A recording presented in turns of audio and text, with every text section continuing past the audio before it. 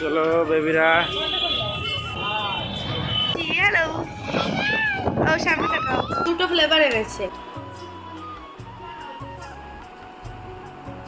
ছিল আমার ঘরের ঝুল পরিষ্কার করার দিন। তো সকালে কিন্তু ঘুম থেকে উঠেই ওই কাজটাই লেগে পড়েছিলাম। আর এদিকে মেয়েরা ঘুম থেকে উঠে দেখে ঘর নোংরা। তো ছোটো মেয়ে কিন্তু ঘর ঝাড় দিতে শুরু করে দিয়েছে, আর বড় মেয়ে জল ভরতে হেল্প করলো। আর এদিকে আমি কিন্তু সকালে রান্না করতে পারিনি, সেজন্য ডিম দিয়ে রুটি দিয়ে এগরোল টাইপের করে দিয়েছি। আর পেঁয়াজ শসা এসব কেটে কিন্তু ওদের সস দিয়ে একটু খেতে দিয়েছি। এদিকে আমি কাজের ফাঁকে কিন্তু রান্নাটাও সেরে নিচ্ছি। আর এখন কিন্তু আলু পোস্ত বসিয়ে দিয়েছি, ঝিঙে দিয়ে পোস্ত দিয়ে রান্না করছি। তো এদিকে কিন্তু আমার এই রান্নাটাও কমপ্লিট হয়ে গেল। আজ কিন্তু অনেকগুলো রান্না করেছিলাম। তো রান্না করার পর কিন্তু আবার ঘর পরিষ্কারের কাজে লেগে পড়তে হবে। আর এই ঘর পরিষ্কার কিন্তু মাসে আমার 1 থেকে 2 বার করতেই হয়, না হলে একদমই ভালো লাগে না।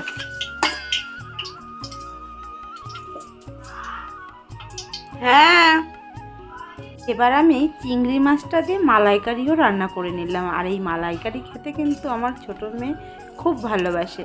আর আমার বড় মেয়ে চিংড়ি মাছ খায় না, সেজন্য ওর জন্য কিন্তু একটা কাতলা মাছ দিয়ে দিয়েছিলাম।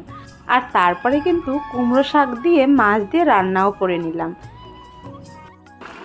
আর এবার রান্না করে নিচ্ছি কলা দিয়ে আর আলু দিয়ে কাতলার ঝোল।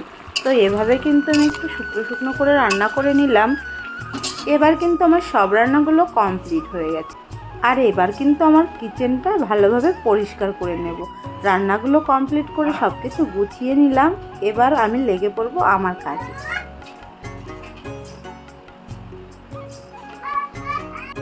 আর জানো তো বন্ধুরা, রান্না কিন্তু যতটা না চাপের, আর তার থেকে কিন্তু বেশি চাপের এই বাসন কোসনগুলো মাজা। আর এই কাজগুলো যতক্ষণ না হবে ততক্ষণ কিন্তু মনেই হবে না তোমার কাজটা কমপ্লিট হয়েছে। আর এই কাজগুলো ফেলে কিন্তু আমি একদমই বসে থাকতে পারি না। প্রতিদিন যে কত পরিমাণে বাসন মাজতে হয় একমাত্র মেয়েরা ছাড়া কিন্তু বুঝতেই পারবে না। ঘর সংসার করে সেই সব মেয়েরা ছাড়া এই বাসন কোসনের জ্বালা কিন্তু একদম বুঝতে পারবে না কেউ। আর যাই হোক, এই বাসন কোসনগুলো মেজে কমপ্লিট করে নেওয়া না পর্যন্ত একদমই শান্তি পাওয়া যায় না। ঘরটা যখন পরিষ্কার করতে নেমে পড়বে না, তখন একটা থেকে একটা কাজ বেড়েই চলবে। আর মনে হবে যে এই কাজটা হলো না, ওই কাজটা হলো না, এভাবে করতে করতে তোমার সারাদিন কেটে যাবে।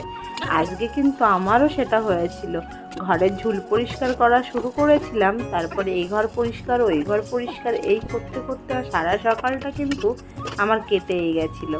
তারপরে যে রান্না বান্না শেষে এবার ভাবলাম কিচেনটাও আজকে একটু ভালোভাবে পরিষ্কার করে নেওয়া হোক। প্রতিদিন তো এমনি পরিষ্কার করা হয়, কিন্তু একদম নিখুঁতভাবে কিন্তু সপ্তাহে একবার করতেই হয়, না হলে কিন্তু এই তেল মশলাটা একদমই কাটতে চায় না। আর রেগুলার পরিষ্কার করলে কিন্তু এই তেল মশলার ভাবটা একদমই থাকে না। বলতে বলতে কিন্তু আমার সব বাসনগুলো মাজা হয়ে গেছে। এখন কিন্তু আমি চলে এসেছি গ্যাসটা পরিষ্কার করতে। প্রতিদিন তো পরিষ্কার করাই হয়, কিন্তু সপ্তাহে একদিন কিন্তু নিখুঁতভাবে পরিষ্কার করতে হয়। আর এই কাজটা কিন্তু সব মেয়েরাই করে থাকে। প্রতিটা মেয়ের কিন্তু সবথেকে প্রিয় জায়গা তার রান্নাঘর। আর রান্নাঘরটা যখন চকচকে ঝকঝকে দেখবে তখন কিন্তু মনের শান্তি একটু আলাদাই থাকে। আর এই কাজগুলো যখন কমপ্লিট হয়ে যায় তখন কিন্তু মনের শান্তিটা প্রচুর পরিমাণে চলে আসে। রান্নাঘরটা যখন পরিষ্কার থাকবে, যখনই তুমি রান্নাঘরে যাবে তখনই তোমার চোখে একটা প্রশান্তির ছাপ দেখতে পাবে। দেখবে কতটা সুন্দর লাগে দেখতে, আর মনে হবে সারাক্ষণ তাকিয়ে দেখতে থাকি। একবার যখন কাজে লেগে পড়ি কখন যে টাইম চলে যায় বোঝাই যায় না। আর বলতে বলতে কিন্তু আমার সব কাজগুলো প্রায় কমপ্লিট হয়ে গেছে। এবার কিন্তু একটু ফ্রেশ হয়ে নেব। আজকে সকালবেলায় স্নান করা হয়েছে, কিন্তু প্রতিদিন সকালে স্নান করে পুজো করে তারপরে চলে আসি রান্নাঘরের কাজ করতে। আজও কিন্তু সেরকমটাই হয়েছিল, কিন্তু এই যে অন্য কাজ করতে করতে কিন্তু আমি পুরোটাই ঘেমে একাকার হয়ে গেছি। আর এখন চলে এসেছি আর একটা গ্যাস ওভেন পরিষ্কার করতে। তো এই গ্যাস ওভেনটাই কিন্তু আমি বড় রান্নাগুলো কমপ্লিট করি। বাড়িতে যখন আত্মীয় স্বজন আসে আর অনেক রান্না করতে হয়, তখন কিন্তু এই ওভেনটাই আমি রান্না করি। আবার কথা বলতে বলতে কিন্তু আমার কাজটা কমপ্লিট হয়ে গেছে, এবার একটু শান্তি লাগছে। আমি বলেছিলাম কাজ করে নিতে, এখন কথা বলতে দাও লেগে আমাদের শরীরে কাজ হয়ে গেছে, আমার কাজগুলো কমপ্লিট করতে কিন্তু প্রায় 1:30 থেকে 2টো বেজে গেছিলো। তারপর কিন্তু মেয়েদের খাওয়ার টাইম হয়ে গেছে, আমি খাবারও দিয়ে দিয়েছি ওদের। আর আমিও খেয়ে নিচ্ছি 1 কাপ চিয়া সিড ভেজানো জল। তো চিয়া সিডটা খেলে কিন্তু ভীষণ এনার্জি দেয় আর খুবই ভালো লাগে, আর একদমই খিদে পায় না। তো যেহেতু একটু পরে খাবো, সেজন্য চিয়া সিডটা একটু খেয়ে নিচ্ছি। আর এখন কিন্তু আমি এই যে স্নান করে চলে এসেছি, ফ্রেশ হয়ে নিলাম, কী যে শান্তি লাগছে।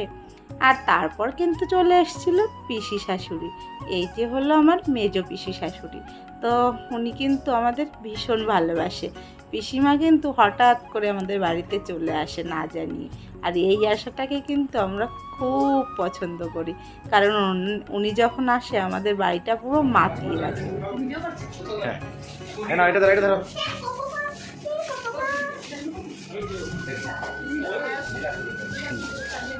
এটা দিয়েছো?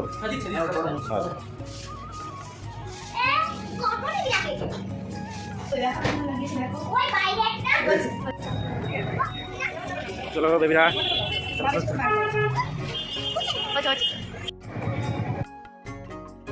তারপর কিন্তু বিকালবেলায় চলে গেছিলো 2 মেয়ে ওর বাবার সঙ্গে ঘুরতে, আর ফেরার পথে হেলেঞ্জা থেকে খাবার কিনে নিয়ে বাড়ি চলে আসলো। আর এসেই কিন্তু 2 মেয়ে নিয়ে বসে পড়েছে খাবার। বাবা খাওয়া টাইম নেই বাবার জন্য, বাবা 2টো ফ্লেভার এনেছে।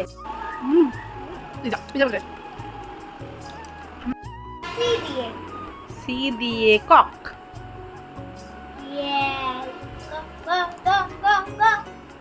কাকের নাম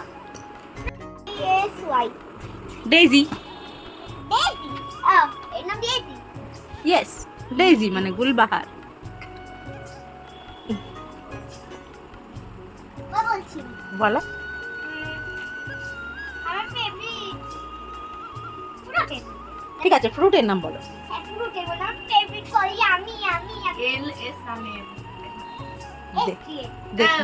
দেখি কি। লাল কালারের। দেখি।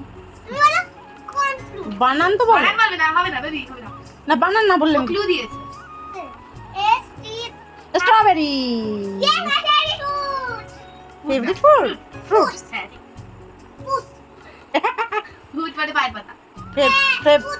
Favourite fruits. আর I G R L D marigold. বাহ বাহ।